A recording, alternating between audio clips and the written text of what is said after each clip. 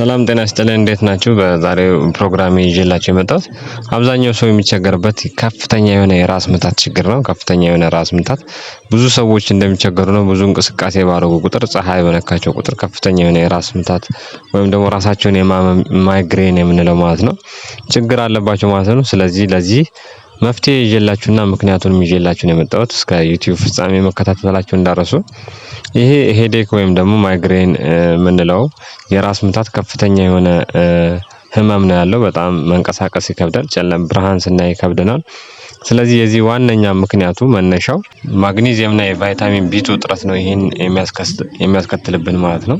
ብዙ ጊዜ የማግኒዚየም እጥረት ሊከሰትብን የሚችለው ከፍተኛ የሆነ የቡና መጠን የምንጠቀም ከሆነ ወይም ደግሞ ቡና በጣም ብዛቱን እንጠቀም ከሆነ ማግኒዚየምን ከሰውነታችን ውስጥ ሊች አውት ወይም ደግሞ መጥቶ የመውሰድ ነገር ስላለበት የቡና ውስጥ የሚገኘው ንጥረ ነገር ከፍተኛ የሆነ ማግሬን እንዲከሰትብን ያደርጋል ማለት ነው። ስለዚህ የማግኒዚየም ኢንቴካችንን ወይም ደግሞ ማግኒዚየም የምንወስድበትን ነገር መጨመር አለብን ማለት ነው። ስለዚህ ማግኒዚየሙን ለማግኘት ደግሞ የተለያዩ ማግኒዚየም ያላቸው ሳልቶችን ወይም ደግሞ ጨው መጠቀም እንችላለን ወይ ኬልቲክ ሳልት የሚባለው ማለት ነው።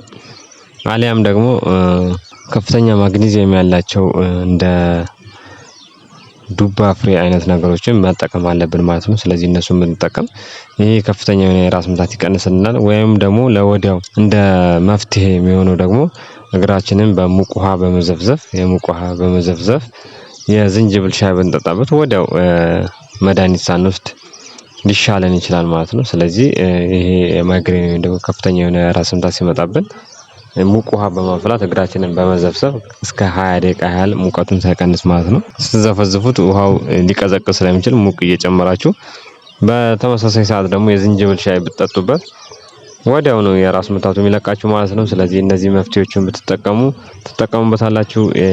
ለሚያስፈልገው ሰው ሼር ማድረጋችሁ እንዳትረሱ። ቻናሉን ሰብስክራይብ ካላደረጋችሁ ጠቃሚ መረጃዎችን ማቀርብበት ስለሆነ ለጤና የሚጠቅሙ ማለት ነው ትጠቀሙበታላችሁ። ሰብስክራይብ ካላደረጋችሁ ሰብስክራይብ አድርጉ፣ ላይክ አድርጉ፣ ለሚያስፈልገው ሰው ሼር አድርጉ። በሌላ ጠቃሚ ቪዲዮ እስክንገናኝ ድረስ ባይ ባይ ቻው።